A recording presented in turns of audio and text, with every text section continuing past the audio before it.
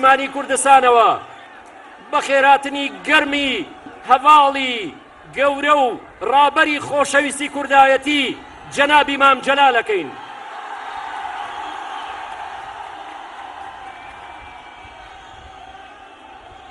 تەشریفێنانی جەنابی مام جەلال هەروەها تەشریفێنانی جەنابی کاک نەوشیروان مستەفا لەم یادە مەزنەدا لە هەموو یەکێتی و لە هەموو دڵسۆزانی یەکێتی نیشتیمانی کوردستان پیرۆز بێ.